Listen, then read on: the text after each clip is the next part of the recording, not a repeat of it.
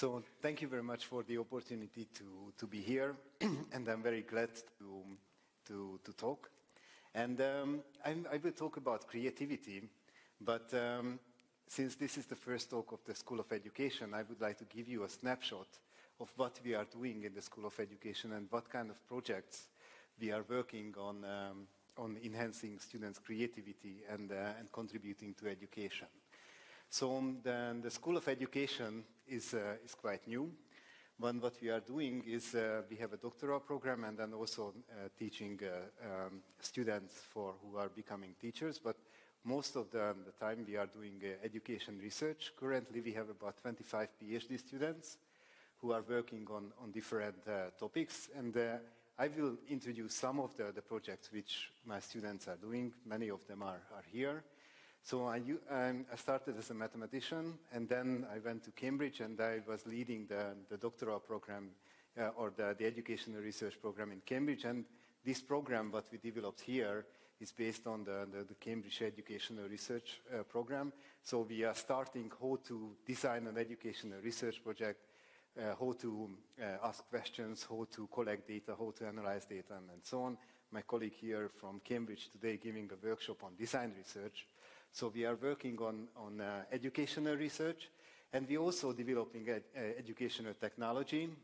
Professor Markus Hohenwater, who is here, who designed GeoGebra in 2001.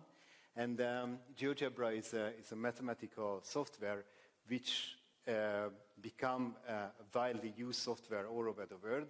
So now it has more than 100 million students. And now it's being integrated into the Chinese curriculum, so soon we will have another 200 million students on and teachers who are using it. And it's an open source project. We have a large community, so now it's used essentially from kindergarten to university, and in all different kind of subjects, not only mathematics, but all STEM or STEAM subjects. And since this is open source, the community is sharing the resources. So we have a platform where people are uploading materials every day, about 5,000 to 10,000 or materials are uploaded. So there are more than 2 million resources, which is public and then used all over the world. And we also have a large community of people. We have GeoGebra institutes, about 250 GeoGebra institutes in 120 countries. So we are working on lots of projects and lots of activities all over the world. So what kind of research what we are doing? So my talk is about creativities and how to enhance creativity in education. So what we try to do is creating the conditions for schools and teachers and students to be able to be creative in the classrooms. So we are doing a research on creativity. We are looking at the literature. We already organized 2 conferences finding creativity, but of course it's a very complicated topic. So there are hundreds of definitions, but what we are trying to do, we try to be flexible and then develop the projects for enhancing creativity. So for example, creativity connecting to fluency, flexibility, originality, and then so on. What we try to do is try to find that what is the definition, how to measure it, and then how we can introduce it into the schools. And I would like to give you some examples of this. And then it's becoming very important in many educational settings. So for example, in the Finnish curriculum, they have been integrating approaches, which is called the STEAM approaches, which is arts, in the STEM subjects, which is more like creativity, creation into these systems.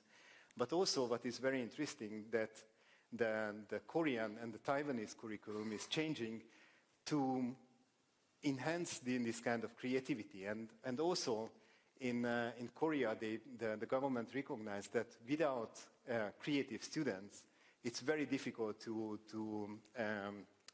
do innovation, because the Korean students are very good taking tests.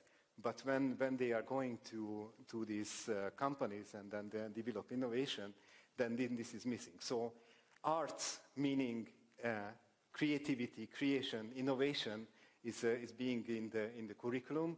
So the subjects are becoming transdisciplinary.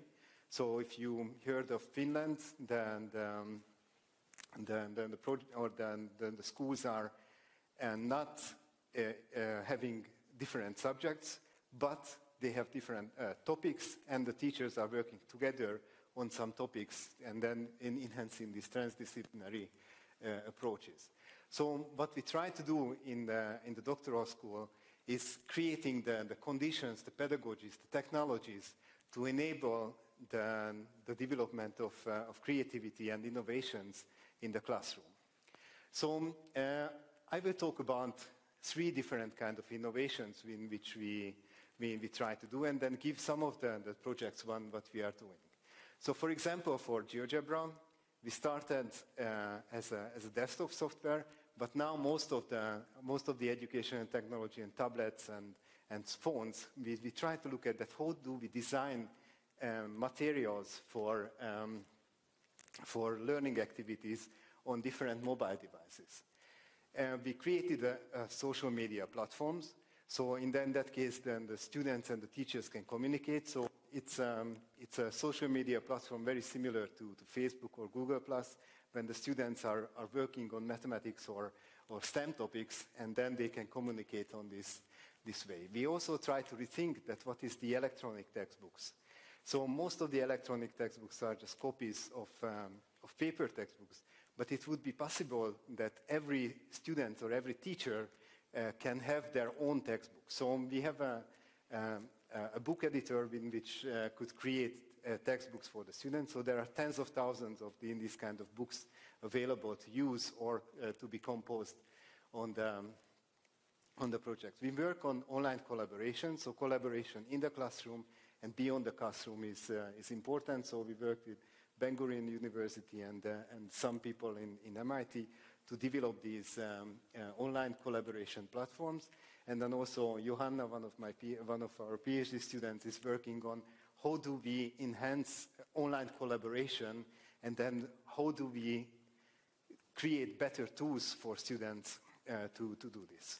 There is also a virtual learning environment and learning management systems that available through GeoGebra. So teachers can create a virtual classroom, and then they can assign problems. They can see that what the students are doing and developing their progress. We have an app on the development that when we can use on the phone, we can collect data through the phone. So for example, if we want to measure gravity, we just through our phone and then collect the data and then analyze it in GeoGebra as well. Also, we are trying to replace, for example, calculators. So there is a new version of GeoGebra, which is an assessment tool. So it's started to use in many high-stake exams in several countries like Finland and in New York State as well. So there is a possibility to replace this assessment system. GeoGebra now has an augmented reality app. So in that case, students can model, for example, any kind of physical objects, and then they can learn calculus and geometry through the augmented reality software. So I will show some of the projects that our students are doing with augmented reality. We work a lot with 3D printing, and you can do mathematical objects and then print it or use augmented reality and then print all of this. I took this picture yesterday in the office. So we are developing different kind of projects. And then also we are working with many artists who are mathematical artists who are doing 3D printing art and then and try to connect with this. And also there are millions of educational resources online. So Barbara, my PhD student, wrote her thesis, she just graduated last year, of how do we find high quality materials which is suitable for the teachers or the professors who want to use these kind of things. And then we are integrating into the search functions of GeoGebra. Detecting creativity, we use machine learning. So one of my students from Israel is developing questions which is solved in GeoGebra, and then they can stream data into a machine learning algorithm, and then we try to see that when this creative leap, which I could talk about a lot, happens, and then we could notify the teachers that there are some creative activities done by students, and this could be used also for assessment, not only to grade the final grades of the students, but also using this kind of activities as well. Melanie is doing usability research with eye tracking, and then developing the interface of the project. But also we are looking at pedagogical innovations. So Edith Lindenbauer, my student, looked at that whole students have, what kind of functional misconceptions they have in learning environments. Also, we try to look at gamification. So two students, Fabian Vitabar and Cecilia from Uruguay, who are looking at different kind of gamification environments. And then what we try to do is try to create a gamification editor that every students and teachers can use in this kind of gamification editor to create their own classroom for their research.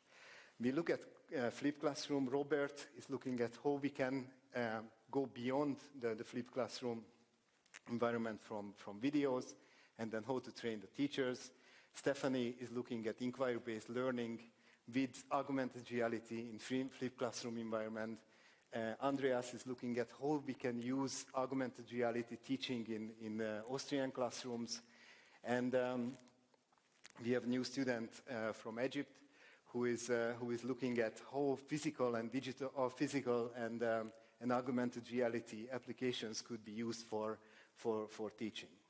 My student Diego, who is in the back, looking at how physical and digital materials can be used, and then what are the advantages, and then how we can connect these kind of resources.